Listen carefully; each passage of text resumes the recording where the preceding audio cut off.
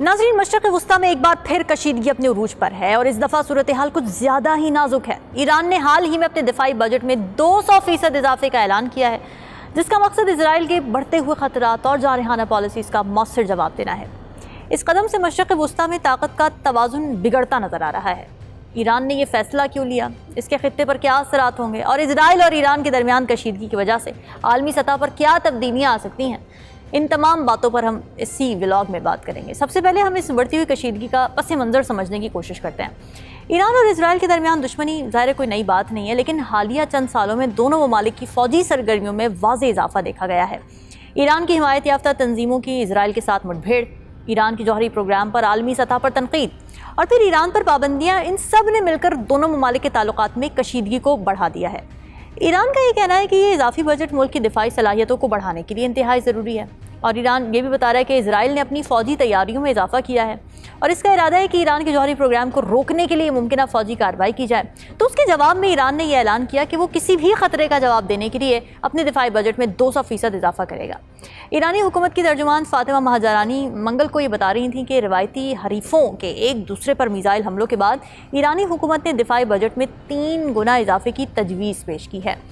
ایرانی حکومت کی ترجمان فاطمہ مہاجرانی نے تہران میں پریس کانفرنس کی اور انہوں نے یہ بتایا کہ ملک کے دفاعی بجٹ میں 200% کے نمایاں اضافے کے حکومتی منصوبے پر روشنی ڈال، لیکن ترجمان یا ایرانی حکومت نے تاحال دفاعی بجٹ میں اضافے سے متعلق کوئی اعداد و شمار پیش نہیں کیے ہیں۔ تاہم think tank stock home international peace research انسٹی ٹیوٹ کے مطابق 2023 میں ایران کے دفاعی اخراجات 10 ارب 30 کروڑ ڈالر تھے۔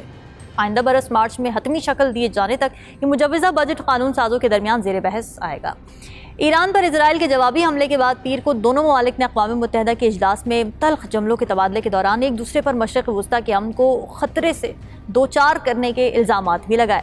پھر ایرانی فوج نے اسرائیلی حملے کے نتیجے میں 4 فوجی اہلکاروں کی شہادت اور ریڈار سسٹم کو نقصان پہنچنے کی تصدیق بھی کی۔ یہاں پر یہ بھی بتانا ضروری ہے کہ ایران نے اپنی حمایت یافتہ عسکری تنظیموں یعنی حماس اور حزب اللہ کے سربراہان اور اپنے سرکردہ کمانڈر کی اسرائیلی حملوں میں شہادت کے بعد 1 اکتوبر کو اسرائیل پر 200 بیلسٹک میزائلوں سے حملہ کیا تھا۔ ایرانی حکومت کی ترجمان فاطمہ مہاجرانی کا یہ کہنا ہے کہ تمام کوششیں ملک کی دفاعی ضروریات کو مد نظر رکھ کر کی جا رہی ہیں۔ اب اگر ہم بات کریں کہ دفاعی بجٹ میں اتنے بڑے اضافے کے بعد یہ بجٹ کہاں خرچ کیا جائے گا، تو اس کا جواب یہ کہ اس بجٹ کا ایک بڑا حصہ جدید ہتھیاروں، ڈرونز، میزائل سسٹمز اور طویل فاصلے تک مار کرنے والے اسلحے کی تیاری اور خریداری پر خرچ کیا جائے گا۔ ایران کی یہ کوشش ہوگی کہ وہ اپنے دفاعی نظام کو مزید جدید بنائے تاکہ اسرائیل کے کسی بھی ممکنہ حملے کا بھرپور جواب دیا جا سکے۔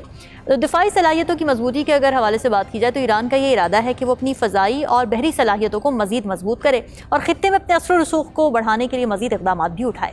اپنے اتحادیوں کی مدد کے حوالے سے اگر ہم بات کریں تو ایران اپنے علاقائی اتحادیوں جیسے کہ حزب اللہ ہے جس میں شامل اور حماس ہے، ان کو بھی مزید مدد فراہم کر سکتا ہے تاکہ وہ اسرائیل کے خلاف زیادہ مؤثر کارروائی کر سکیں۔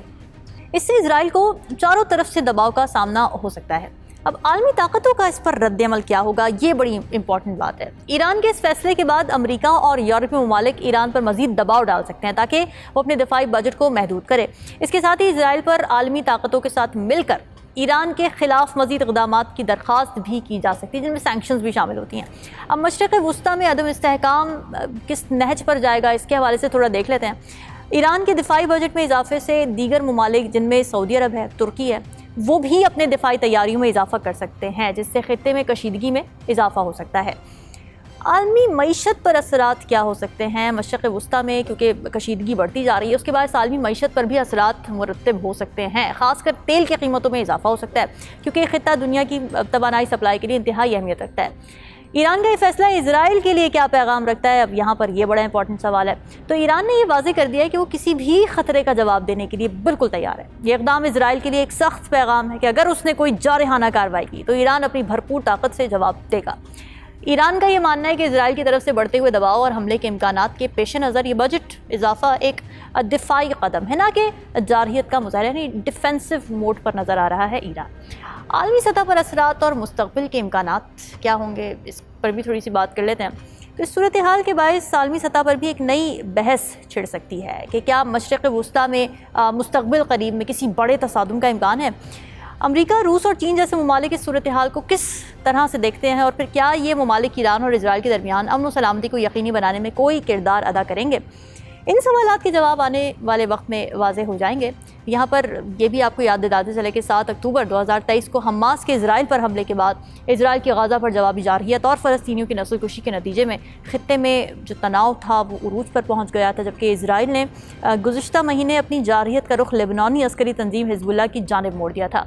یہاں یہ بھی یاد رہے کہ اسرائیلی جارحیت کے نتیجے میں غزہ میں اب تک 43,020 افراد شہید ہو چکے ہیں، جن میں اکثریت خواتین اور بچوں کی ہے، جبکہ 1,01,110 افراد زخمی اور 10,000 سے زائد تباہ شدہ عمارتوں کے ملبے تلے دبے ہوئے ہیں۔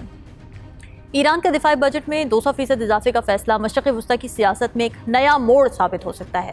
یہ اقدام ناظرین نہ صرف ایران اور اسرائیل کے تعلقات پر اثر انداز ہوگا بلکہ عالمی سطح پر بھی اس کے اثرات مرتب ہوں گے۔ ایران اور اسرائیل کے درمیان بڑھتی ہوئی کشیدگی اور اس کے نتیجے میں ہونے والی عالمی سیاست میں تبدیلیاں ایک اہم مسئلہ ہے جس پر پوری دنیا کی نظریں مرکوز ہیں۔ اب ظاہر ہماری دعا یہ خواہش یہ ہے کہ دونوں ممالک کوئی ایسا راستہ اختیار کرے جس سے مشرق وسطی میں امن و سلامتی کا قیام ممکن ہو۔ آپ اس معاملے پر کیا سوچتے ہیں؟ اپنے خیالات نیچے کامنٹس میں ضرور شیئر کیجیے گا اور اس ویڈیو کو زیادہ سے زیادہ شیئر کریں۔